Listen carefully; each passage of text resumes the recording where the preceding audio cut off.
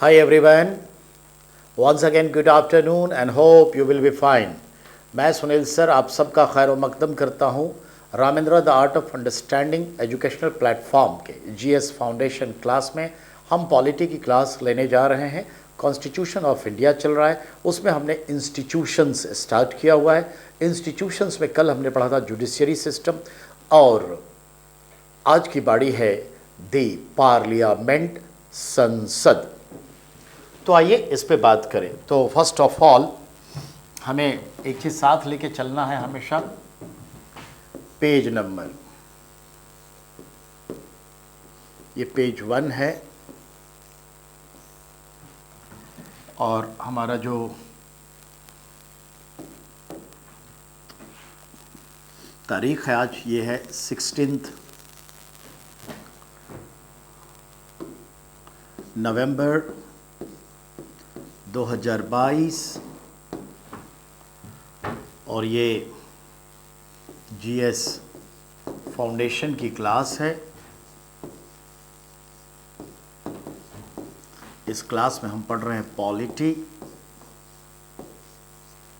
Constitution of India और इसमें बात है आज हमारी टॉपिक है दी पार्लियामेंट, यानी भारत की संसद की बात होगी। इस पे सारा फोकस्ड है बैकग्राउंड, ठीक है। जब हम कहते हैं संसद तो इसका क्या तात्पर्य होता है? जब संसद कहते हैं तो याद रखिएगा, the parliament of India has 3 organ are follow. बेटा हमारी संसद के 3 अंग हैं जो निम्न हैं। तो हमारी संसद के जो 3 अंग हैं जो निम्न हैं वो कौन है? नहीं तो first, as you know that, consider the president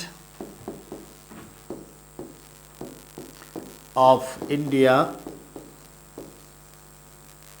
जिन्हें हम कहते हैं भारत का राष्ट्रपति। भारत का राष्ट्रपति कहते हैं। जो दूसरे नंबर पे है वो है दी लोकसभा, जिसे कई अन्य नामों से भी जाना जाएगा जो हम लिखेंगे। और जो तीसरे नंबर पे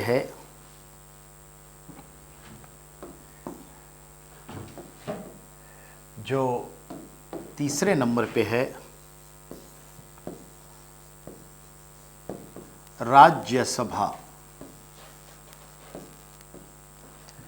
तो देखा आपने, ये फर्स्ट हाउस है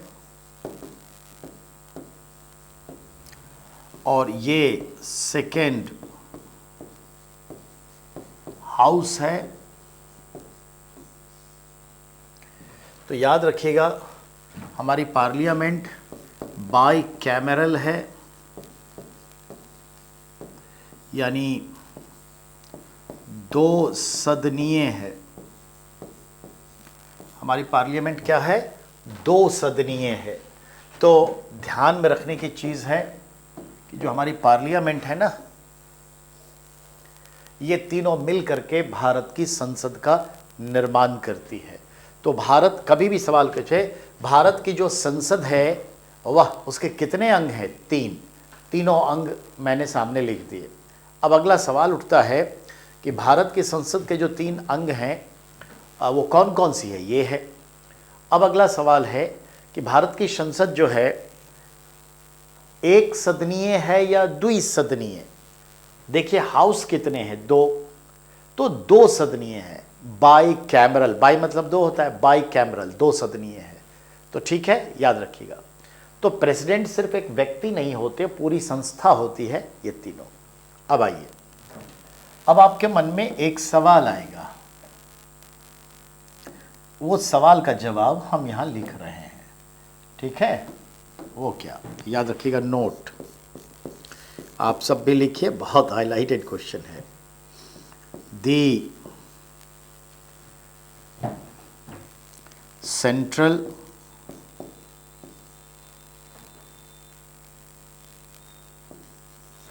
council of minister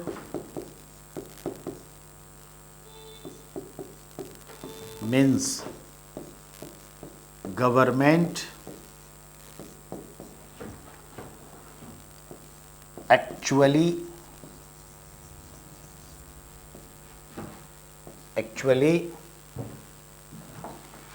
represent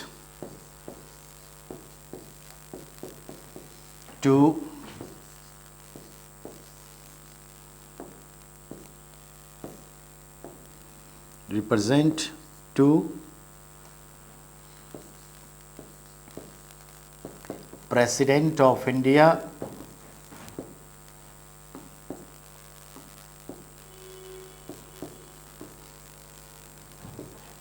in the Parliament।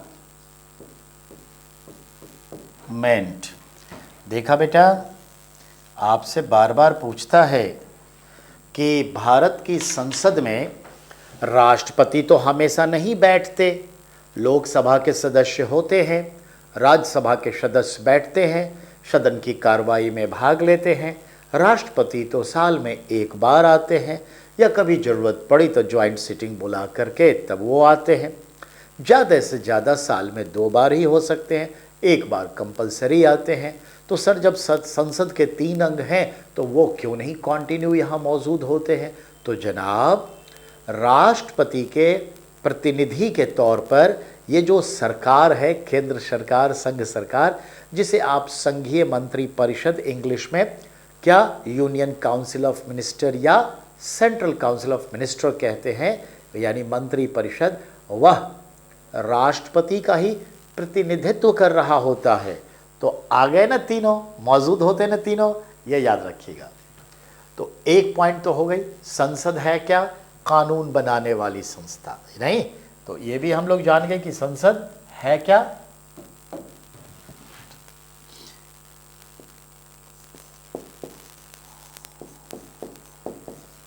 Function of the parliament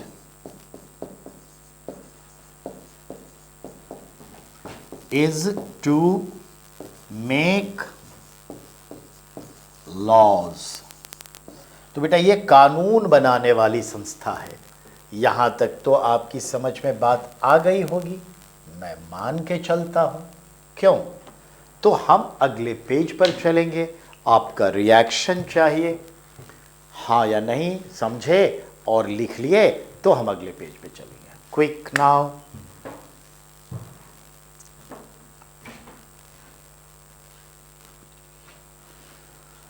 चलिए फिर, ओके, तो आगे बढ़ते हैं बेटा, नेक्स्ट पे चलते हैं। ओके, पेज नंबर 2 पे चलते हैं बेटा।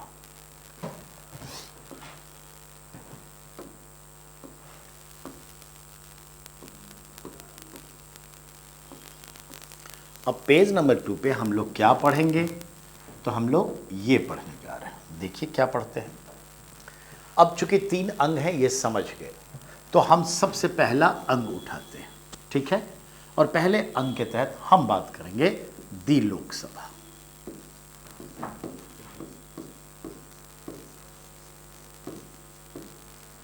तो हम लोग क्या पढ़ने जा रहे हैं, लोकसभा। इसको हिंदी में भी, एक्चुअली ये हिंदी का ही नाम है, लोकसभा। अब इसके कई नाम हैं, इस पर बात करेंगे। तो सबसे पहले देखिए, याद रखिएगा, इसे सबसे पहले कहा जाता था और आज भी कह सकते हैं जन प्रतिनिधि सदन। आजादी से पहले यही नाम था। एक नाम यह है इसका, जिसको इंग्लिश में आप क्या कहेंगे बेटा? Peoples representative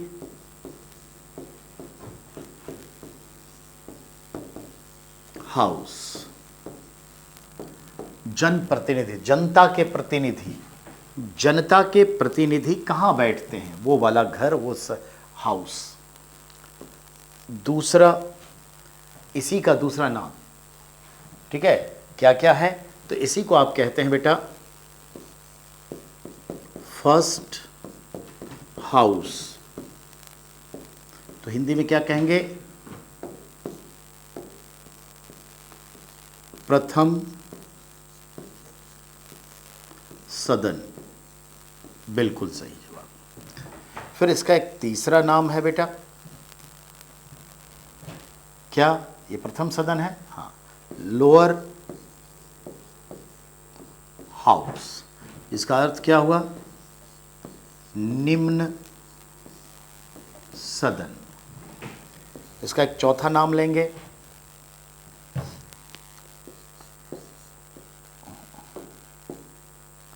non permanent house. Obviously इसका अर्थ क्या हुआ? अस्थाई सदन। ठीक है, तो देखिए हमने क्या क्या नाम दिया इसका? लोकसभा, जनप्रतिनिधि सदन, प्रथम सदन, निम्न सदन, अस्थाई, और एक पांचवा नाम भी इसको प्रिय रूप से मिलता है, यानी पॉपुलर हाउस।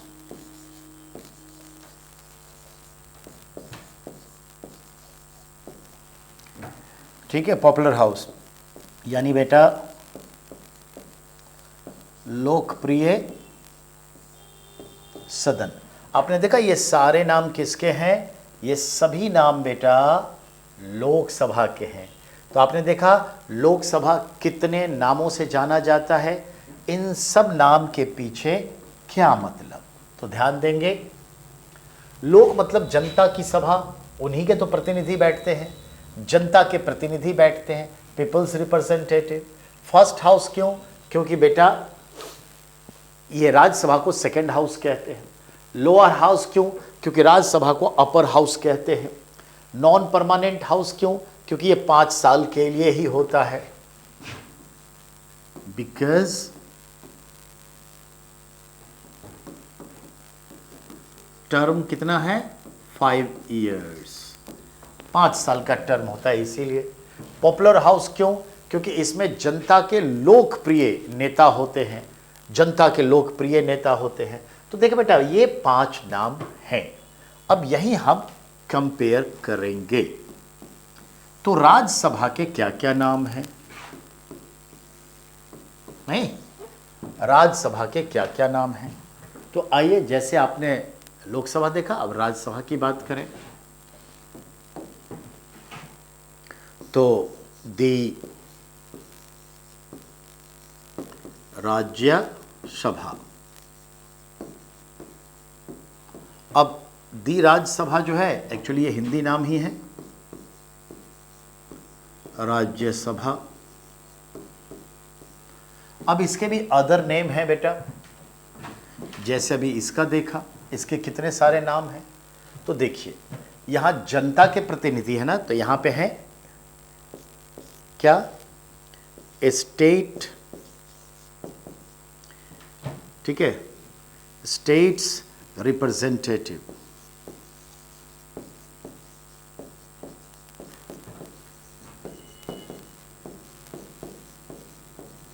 हाउस। इसका अर्थ क्या हुआ बेटा?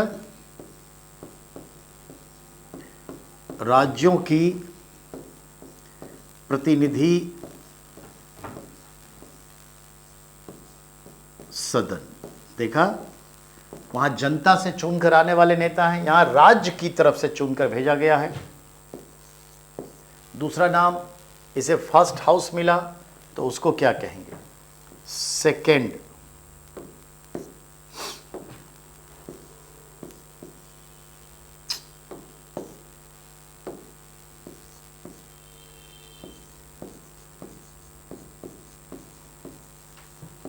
क्या कहेंगे बेटा?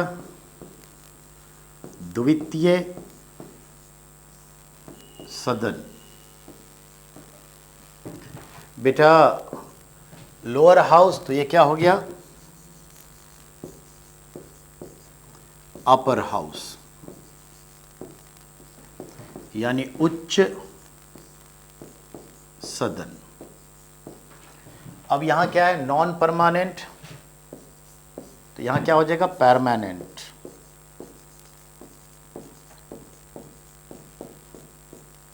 परमानेंट हाउस, तो इसका अर्थ क्या हुआ बेटा?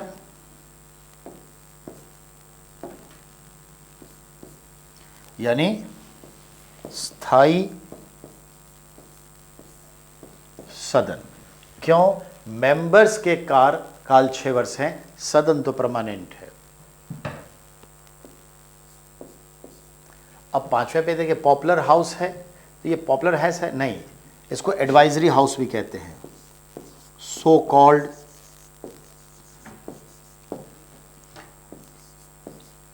Advisory house. इसका मतलब सलाहकारी सदन।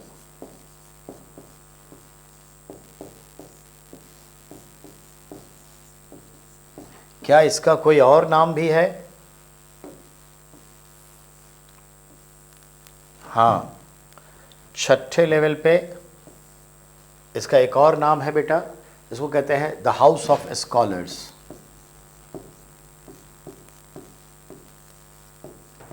हाउस ऑफ स्कॉलर्स, यानी विद्वानों की सभा। विद्वजन यानी विद्वान, विद्वजन की सभा। तो देखा, दोनों के नाम के संदर्भ में देखा, ये तो समझ में आ गई बात। अब तुलना किससे होती है? तो एक कलर्स बदलते हैं। लोकसभा की तुलना किससे होती है?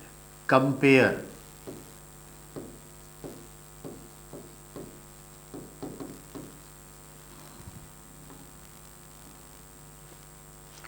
कंपेयर विद, ध्यान देंगे,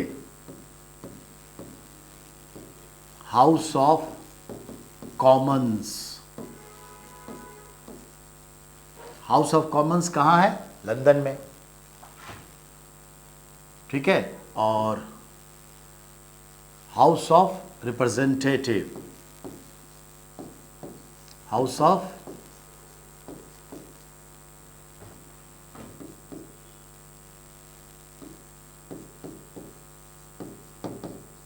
कहां? यूएसए। और ये कहां? लंदन, यानी समझ गए, इंग्लैंड। अब इसकी तुलना कहां होती है? तो ध्यान देंगे, इसकी तुलना किससे होती है?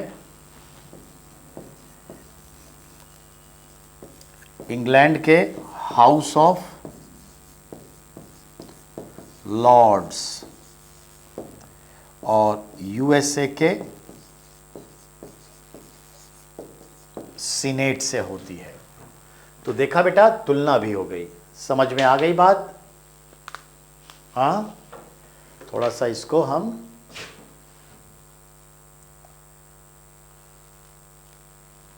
पतले अक्षरों में लिख देते हैं, ठीक है।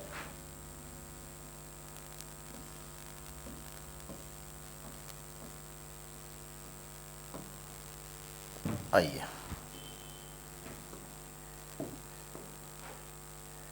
थोड़ा तो कंपेयर विद यूके का है ना, house of Commons, house of Commons, house of Commons, ठीक है। चलिए, तो ये आपने देख लिया बेटा, पॉइंट क्लियर है। तो आज मैं ज़्यादा क्लास इसको नहीं लिया हूँ because there are some reasons, but you can do it, enjoy करिए, ठीक है। तो ध्यान में रखना है, चीज़ें बहुत पढ़ानी है, ये तो बस एक शुरुआत है, अभी तो सारा डिटेल बाकी है। Till then take care.